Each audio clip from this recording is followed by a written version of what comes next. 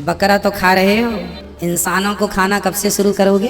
जी जी। बिस्मिल्लाहिर्रहमानिर्रहीम। दीन स्पीचेस के मोअज़्ज़ज़ नाज़रीन, अस्सलामु अलैकुम। नाज़रीन, ईद का मौका है और इस ईद पर बहुत सारे हिंदुओं के दिल, खास कर पंडितों के दिल दुखने वाले हैं, क्योंकि हिंदू गाय को माता मानते हैं, जबकि पंडित तो ये कहते हैं कि किसी भी जानवर को कुर्बान नहीं करना चाहिए, जैसा कि बकरी वगैरह, हत्ता कि मुर्गी भी नहीं। उनका ये ईमान है कि ये जिंदा चीजें हैं तो इन्हें मारना बिल्कुल ही गलत है, बल्कि गुनाह का काम है। अब हिंदुस्तान में दोनों बड़े मज़ाहिब, हिंदुओं के पंडित रौदा को और मुस्लिम आलिम में डॉक्टर जाकिर नाइक को बहुत ज्यादा सुना जाता है। तो आज हम गोश्त के हवाले से इनका टकराव देखेंगे। और अब मजा तो तब आएगा जब एक हिंदू बच्चा पंडित को ये कहता है कि डॉक्टर जाकिर नाइक ने तो साबित करवा दिया है कि हिंदुओं की मजहबी किताबों में गोश्त को हलाल करार दिया गया है, तो फिर आप लोग हमें क्यों मांस खाने से मना करते हो? मुलाहिजा कीजिए। एक जाकिर नायक नाम का एक शख्स है जो इस्लाम धर्म के प्रचारक हैं। ठीक है। उन्होंने अपने वीडियो में कहा है कि मनु स्मृति नाम की एक किताब है जिसमें लिखा हुआ है मांस को खाना जायज है।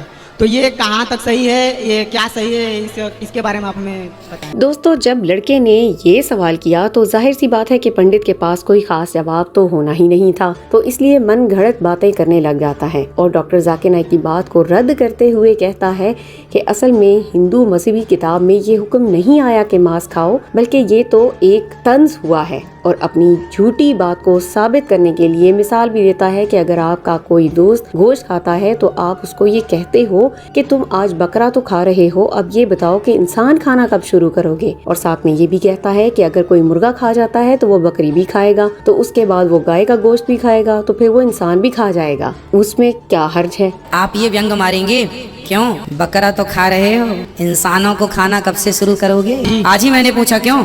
बकरा खाते हो, मुर्गा खाते हो, इंसान खाते हो?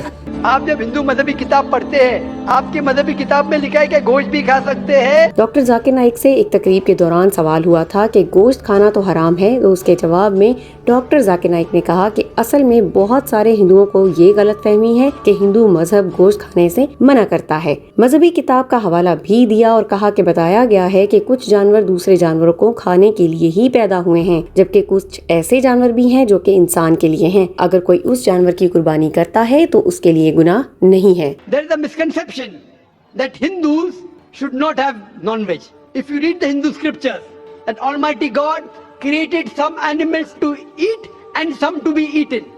If you eat the animals that have been created to be eaten, you are not doing a sin.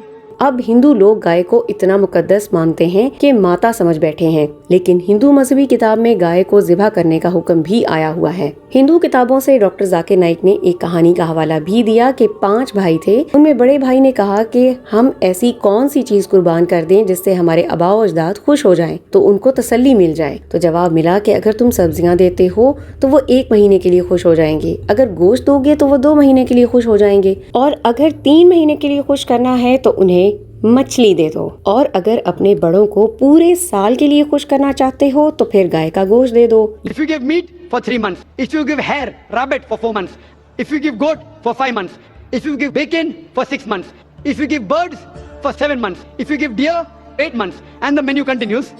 If you give buffalo for 11 months, if you give cow, our ancestors will be satisfied for 1 full year. यहाँ पर हिंदू किताबों में तो सबूत मिल जाता है कि गोश्त खाना हराम नहीं है, चाहे बकरी का हो या फिर गाय का, लेकिन हिंदू पंडित इन बातों को रद्द करते हुए गलत फहमियाँ निकाल लेते हैं और गलत मफहूम बयान करते हैं। तो डॉक्टर जाकिर नाइक कहता है कि असल में तो इन किताबों में भी अहकामात मौजूद हैं, लेकिन ये हिंदू आलम इस नजरिए को पेश करते हैं कि कोई भी जानवर चीज हो जो कि जानदार हो, उसे खत्म नहीं करना चाहिए, क्योंकि इंसान इसके बगैर भी जिंदा रह सकता है। और सबसे बड़ी बात यह है कि जानवरों में जान होती है और कोई भी चीज जो कि जानदार हो उसकी जान लेना हराम है। It is many of the Hindus, because they were being influenced by other philosophies of ahimsa, they started practicing it without killing living creatures. I'm for it. What they say, killing animal is a big sin because their life, killing life is prohibited. Doctor Zakir Naik ने कहा कि चलो मैं मानता हूँ कि जानवरों में जान होती है, लेकिन साइंस ने बहुत तरक्की कर ली है और साइंस हमें बताती है कि पौधों में भी जान होती है, तो फिर सब्जियां भी नहीं खानी चाहिए। لیکن یہ پنڈت پھر جواب میں یہی کہتا ہے کہ پودوں کو تکلیف محسوس نہیں ہوتی، یعنی کہ پودوں کو درد نہیں ہوتا۔ لیکن سائنس نے تو اب یہ بھی ثابت کر دیا ہے کہ پودے روتے بھی ہیں، لیکن انسان کے کان سن نہیں سکتے۔ ایک سائنسدان نے کچھ آلات کا استعمال کر کے یہ ثابت کروا دیا ہے کہ پودے روتے ہیں اور ان کو کاٹا جائے تو وہ رونے لگتے ہیں۔ That the plants have got life, but the plants can't feel pain. Therefore, killing a plant is a lesser sin as compared to killing an animal. Today, science tells us that even the plant cries, but the human ear cannot hear.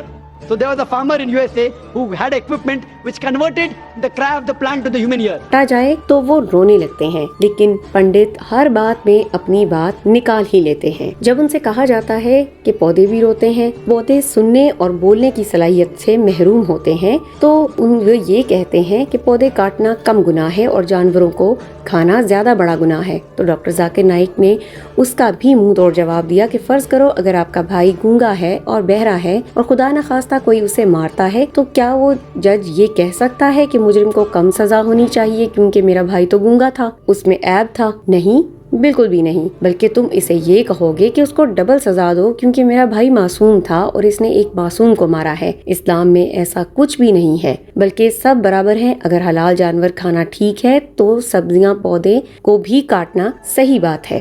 For sake of argument, I agree that plants have got 2 senses less as compared to the animal. I am asking you a question. That suppose your brother, God forbid, if he is born deaf and dumb, and when he grows up, someone comes and kills him.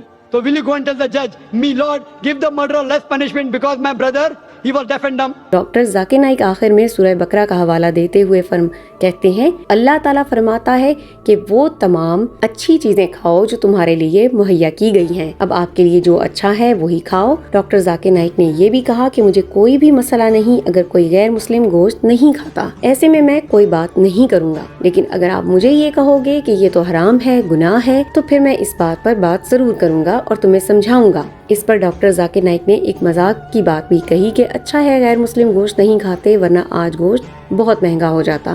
Have got no problem. If the non-Muslim don't want to have non-veg, I have got no problem. Personally, only when they tell me it's a sin or you tell me it's against humanity, I give the reply.